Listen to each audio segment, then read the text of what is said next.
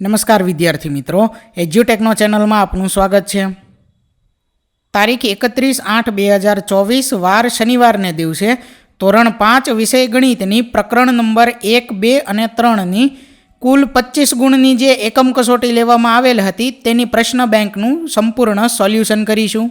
તો સૌથી પહેલાં છે પ્રશ્ન નંબર 1, જેમાં સૂચના છે કે માગ્યા મુજબ જવાબ આપો, કોઈ પણ એક વિભાગ પસંદ કરો। જેમાં પહેલું છે વિભાગ 1। એની અંદર પ્રશ્ન નંબર 1 છે કે અહીં એક સંખ્યા આપેલી છે 68,29,307, એને શબ્દોમાં લખો। તો અહીં તેને શબ્દોમાં લખેલી છે। ત્યાર પછી આગળ બીજામાં કોઈ સંખ્યા છે, એમાં લીટી કરેલ અંકની આપણે સ્થાન કિંમત જણાવવાની છે। તો લીટી કરેલ અંકની સ્થાન કિંમત કેટલી છે? 70,000। ત્રીજું છે ત્યાર પછી 3 સંખ્યાઓ આપેલી છે ને એને ચડતા ક્રમમાં લખવાની છે। તો સૌથી પહેલી સંખ્યા છે 4,52,791, ત્યાર પછી છે 4,57,219 અને ત્યાર પછી ત્રીજી સંખ્યા છે 5,41,279। ત્યાર પછી આગળ ચોથું છે કે 90,000માંથી 9,910 બાદ કરતાં શું પરિણામ મળે છે? તો 90,000માંથી 9,910 બાદ કરતાં 80,090 એ પરિણામ મળે છે। ત્યાર પછી વિભાગ બી છે, જેમાં પહેલું છે કે આ જે સંખ્યા અહીં આપેલી છે તેને શબ્દમાં લખવાની છે। તો સંખ્યા લખેલી છે 72,98,750। ત્યાર પછી બીજું જે છે તેમાં લીટી કરેલ અંકની સ્થાન કિંમત જણાવો। તો એની સ્થાન કિંમત છે 8 લાખ। ઉતરતા ક્રમમાં લખવાની છે સંખ્યાને। તો પહેલી સંખ્યા છે 43,98,872, ત્યાર પછી બીજી સંખ્યા 43,89,278, 43,78,928। ચોથું છે 89,909માંથી 8,900 બાદ કરતાં શું પરિણામ મળે? તો એનો જવાબ અહીં લખેલો છે, પરિણામ મળે છે 81,009। આગળ જોઈએ ત્યાર પછી વિભાગ 3, જેમાં પહેલું જે છે તેને શબ્દોમાં લખવાનું છે। શબ્દોમાં શું થશે? 56,34,723।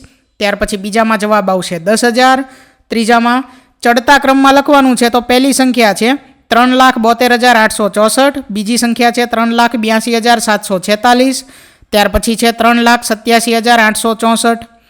ચોથું છે 80,000માંથી 4,925 બાદ કરતાં શું પરિણામ મળે? તો 80,000માંથી 4,925 બાદ કરીએ તો પરિણામ મળે 75,075।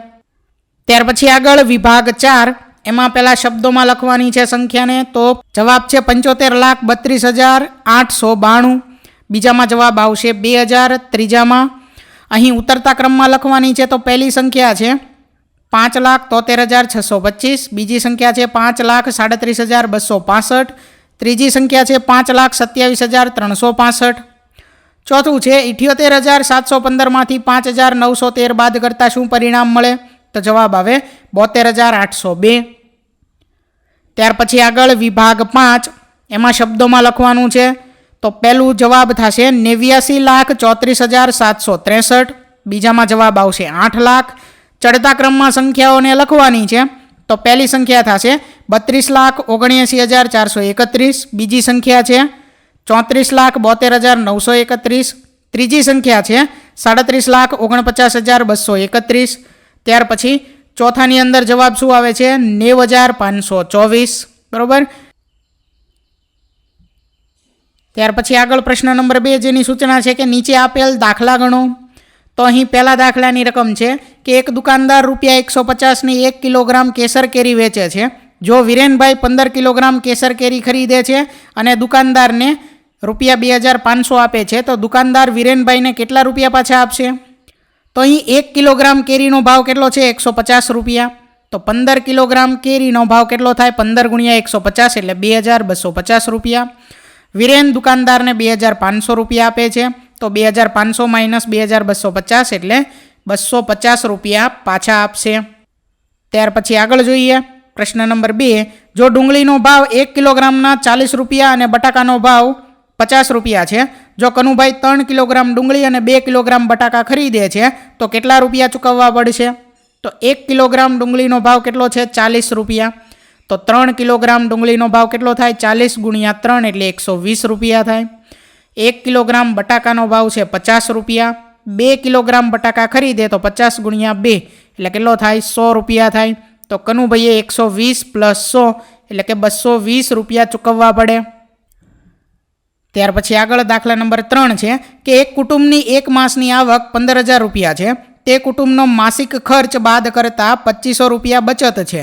તો તે માસના ઘર ખર્ચની રકમ શોધો. તો અહીં માસિક આવક કેટલી છે? 15,000 રૂપિયા છે. બચત કેટલી છે? 2,500 છે.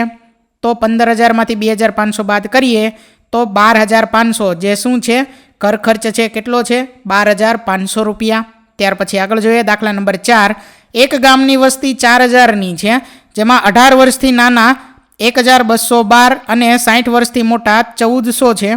તો 18 થી 60 વર્ષની ઉંમરવાળી કેટલી વ્યક્તિઓ છે? તો કુલ વસ્તી કેટલી છે? 4,000. 18 વર્ષથી નાના 1,212 અને 60 વર્ષથી મોટા છે 1,400. તો એ બંનેનો સરવાળો કેટલો થાય? 2,612. 4,000માંથી 2,612 બાદ કરીએ તો જવાબ કેટલો આવે? 1,388. તો 18 થી 60 વર્ષના લોકો કેટલા થાય? 1,388 થશે. ત્યાર પછી આગળ જોઈએ દાખલા નંબર 5 છે. એક બસ 40 કિલોમીટરની ઝડપથી ગતિ કરે તો આ ઝડપથી તે કેટલું અંતર કાપશે અને 100 કિલોમીટર અંતર કાપવા માટે તેને કેટલો સમય લાગશે? તો 40 કિલોમીટરની ઝડપથી ગતિ કરે છે એનો અર્થ શું થયો? 1 કલાકના 40 કિલોમીટર અંતર કાપે છે. એટલે કે 1 કલાકમાં કેટલા કાપે છે? 40 કિલોમીટર. તો 40 કિલોમીટર અંતર કાપવા માટે 1 કલાકનો સમય લે છે. તો 100 કિલોમીટર અંતર કાપવા માટે કેટલો સમય લે? તો 100/40 મૂકીએ તો જવાબ કેટલો આવે? 2.5 કલાક. ત્યાર પછી આગળ દાખલા નંબર 6ની રકમ. અમીની માસિક બચત ₹5,000 હોય તો કેટલા મહિનાની બચત પછી તેની પાસે ₹40,000ની બચત થાય? તો ₹5,000ની બચત માટે 1 મહિના જેટલો સમય લાગે છે. તો ₹40,000ની બચત માટે કેટલો સમય લાગે? તો 40,000/5,000 તો જવાબ આવશે 8 માસ. ત્યાર પછી દાખલા નંબર 7. એક કુટુંબમાં પ્રતિદિન 2 લીટર દૂધની જરૂર પડતી હોય અને દૂધનો ભાવ 60 રૂપિયા પ્રતિ લીટર હોય તો ઓગસ્ટ માસમાં કેટલા લીટર દૂધ જોઈશે અને કેટલા રૂપિયા ખર્ચ થશે? એક દિવસમાં 2 લીટર દૂધ જોઈ ઓગસ્ટ માસમાં કેટલા દિવસ હશે? 31 દિવસ હશે. તો 31 × 2 એટલે કેટલા લીટર દૂધની જરૂર પડશે? 62 લીટર દૂધની જરૂર પડશે. 1 લીટરના 60 રૂપિયા છે તો 62 લીટરના કેટલા થાય? તો 62 × 60 એટલે 3,720 રૂપિયા થશે. 8 છે. હર્ષના પિતા રોજ તેમની બાઇકમાં 1 લીટર પેટ્રોલ પુરાવે છે. પેટ્રોલનો ભાવ પ્રતિ ₹100 હોય તો માર્ચ મહિનામાં કેટલા લીટર પેટ્રોલ જોઈશે અને કેટલા રૂપિયા ખર્ચ થશે? તો માર્ચ મહિનામાં 31 દિવસ હોય છે. 31 લીટર પેટ્રોલ પુરાવશે. 1 લીટરના 100 રૂપિયા થાય તો 31 લીટરના કેટલા થાય? 3,100 રૂપિયા થશે. ત્યાર પછી આગળ દાખલા નંબર 9 છે કે એક દુકાનદાર ₹120 પ્રતિ કિલોના ભાવથી લંગડો કેરી વેચે છે. અનિતા 5 કિલોગ્રામ કેરી ખરીદે છે અને દુકાનદારને ₹1,000 આપે છે. તો દુકાનદાર કેટલા રૂપિયા અનિતાને પાછા આપશે? તો 1 કિલોગ્રામ કેરીના કેટલા છે? 120 રૂપિયા. 5 કિલોગ્રામ કેરીના કેટલા થશે? 120 × 5 એટલે ₹600 થશે. એટલે અનિતા જ્યારે 1,000ની નોટ આપશે ત્યારે દુકાનદાર એમાંથી 600 રૂપિયા લઈ લેશે. એટલે 1,000 - 600 એટલે કેટલા પાછા આપશે? 400 રૂપિયા પાછા આપશે. ત્યાર પછી આગળ દાખલા નંબર 10 છે. રેખાબેન રોજની 40 રૂપિયા કિલોગ્રામ લેખે 30 કિલોગ્રામ કેરી વેચે છે. તો દિવસના અંતે તેને કેટલા રૂપિયા મળશે? તો રોજ 40 રૂપિયાની 1 કિલોગ્રામ કેરીનો ભાવ છે. તો 30 × 40 એટલે 1,200. તો દિવસના અંતે 1,200 રૂપિયા મળશે. ત્યાર પછી આગળ જોઈએ પ્રશ્ન નંબર 3 છે જેની સૂચના છે કે ચિત્ર જોઈને વર્ગીકરણ કરો. કોઈ પણ એક વિભાગ પસંદ કરો. જેમાં પહેલું છે વિભાગ 1. તો અહીં કોષ્ટકની અંદર આકાર, કાટકોણ, કાટકોણથી મોટા અને કાટકોણથી નાના તેવું આપેલું છે. તો અહીં પહેલો જે આકાર આપેલો છે તેમાં અહીંયા જે ખૂણો આપેલો છે એ કેવો છે?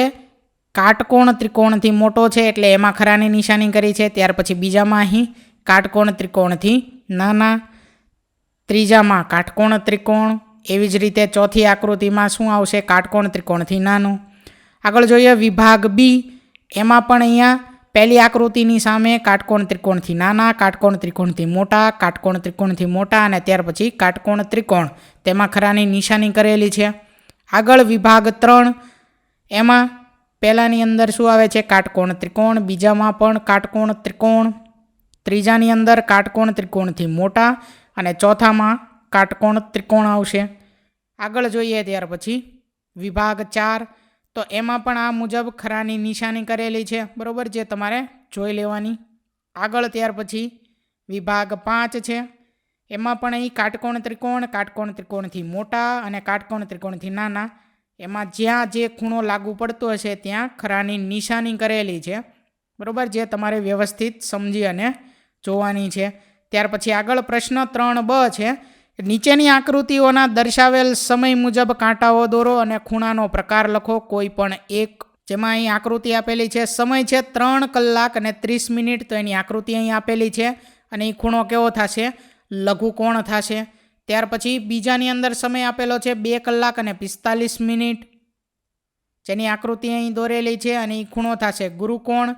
એવી જ રીતે ત્રીજામાં ખૂણો ગુરુકોણ આવશે, ચોથામાં ગુરુકોણ આવશે. ત્યાર પછી આગળ પાંચમામાં પણ ગુરુકોણ આવશે. આગળ જોઈએ ત્યાર પછી પ્રશ્ન નંબર 4 છે, જેની સૂચના છે કે નીચે આલેખપત્રમાં આપેલી આકૃતિઓ પરથી પ્રશ્નોના જવાબ લખો કોઈ પણ એક વિભાગ.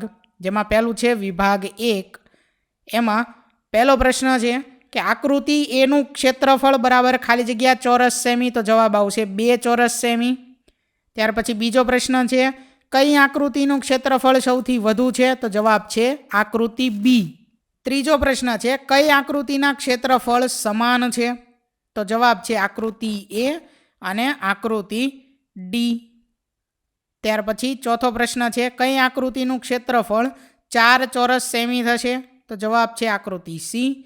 પાંચમો પ્રશ્ન છે સમાન ક્ષેત્રફળવાળી આકૃતિની પરિમિતિ સમાન છે, તો એનો જવાબ થશે હા. ત્યાર પછી આગળ વિભાગ બી, એની અંદર પણ આ રીતના 5 પ્રશ્ન પૂછેલા છે, જેમાં પહેલાનો જવાબ છે 5, બીજામાં આવશે એ અને ડી, ત્રીજામાં જવાબ છે આકૃતિ સી, ચોથામાં છે આકૃતિ બી અને પાંચમામાં જવાબ થશે હા. ત્યાર પછી આગળ જોઈએ વિભાગ 3, એમાં પહેલાનો જવાબ જે ખાલી જગ્યા છે એની અંદર આવશે 3. ત્યાર પછી બીજામાં જવાબ છે આકૃતિ એ અને આકૃતિ સી, ત્રીજાનો જવાબ છે આકૃતિ બી અને ચોથાનો જવાબ છે આકૃતિ ડી. ત્યાર પછી આગળ છે વિભાગ 4, જેમાં પહેલાનો જવાબ એની અંદર આવશે 6, બીજાના જવાબમાં આકૃતિ સી અને આકૃતિ ડી, ત્રીજાના જવાબમાં આકૃતિ એ અને બી, ચોથાના જવાબમાં એક પણ નહીં, પાંચમાના જવાબમાં આકૃતિ એ અને આકૃતિ બી સમાન નથી. ત્યાર પછી આગળ જોઈએ વિભાગ 5, એમાં પહેલાની ખાલી જગ્યાની અંદર આવશે 6, બીજાના જવાબમાં આવશે આકૃતિ એ અને આકૃતિ ડી, ત્રીજાનો જવાબ છે આકૃતિ સી, ચોથામાં જવાબ આવશે આકૃતિ બી, પાંચમાનો જવાબ છે હા, એ અને ડીની પરિમિતિ સમાન છે.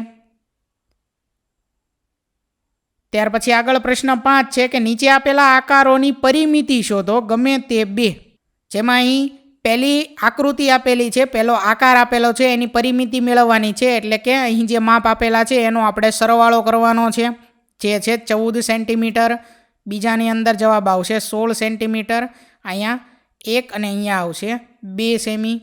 ત્યાર પછી આગળ જોઈએ ત્રીજાની અંદર જવાબ શું આવશે 13 સેન્ટીમીટર, ચોથાની અંદર જવાબ આવશે 20 સેન્ટીમીટર, અહીંયા આવશે 1 સેમી, અહીંયા 4 સેમી, અહીંયા 2 સેમી ને અહીંયા આવશે 1 સેમી.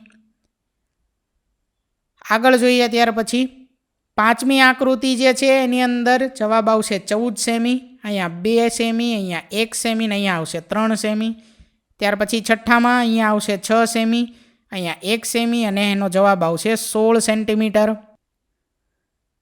ત્યાર પછી આગળ આકૃતિ નંબર 7 જે આપેલી છે તેમાં અહીંયા 2 સેમી આવશે, અહીંયા 3 સેમી આવશે ને એની પરિમિતિ થશે 12 સેમી. આઠમાની અંદર અહીંયા 5 સેમી, 2 સેમી, અહીંયા 2 સેમી અને પરિમિતિ એની થશે 18 સેમી. ત્યાર પછી આગળ નવમાની અંદર પરિમિતિ કેટલી થશે 22 સેમી, અહીંયા આવશે 2 સેમી, અહીંયા 5 સેમી, અહીંયા 1 સેમી ને અહીંયા 3 સેમી. દસમાની અંદર જવાબ આવશે 26 સેમી, અહીંયા 3 સેમી, અહીંયા 3 સેમી, અહીંયા આવશે 1 સેમી, અહીંયા 5 સેમી, આ બંને જગ્યાએ 1 સેમી અને અહીંયા આવશે 3 સેમી. તો વિદ્યાર્થી મિત્રો અહીં તારીખ 31/8/2024 વાર શનિવારને દિવસે ધોરણ 5 વિષય ગણિતની પ્રકરણ નંબર 1, 2 અને 3ની 25 ગુણની જે એકમ કસોટી લેવામાં આવેલ હતી તેની પ્રશ્ન બેંકનું સોલ્યુશન પૂર્ણ થાય છે. થેન્ક યુ દોસ્તો. એજ્યુકટેકનો ચેનલ તરફથી વિડીયો નિહાળવા બદલ આપનો આભાર. આવા બીજા વિડીયોઝ નિહાળવા માટે અમારી યુટ્યુબ ચેનલ એજ્યુકટેકનો અત્યારે જ સબસ્ક્રાઈબ કરો. આભાર દોસ્તો.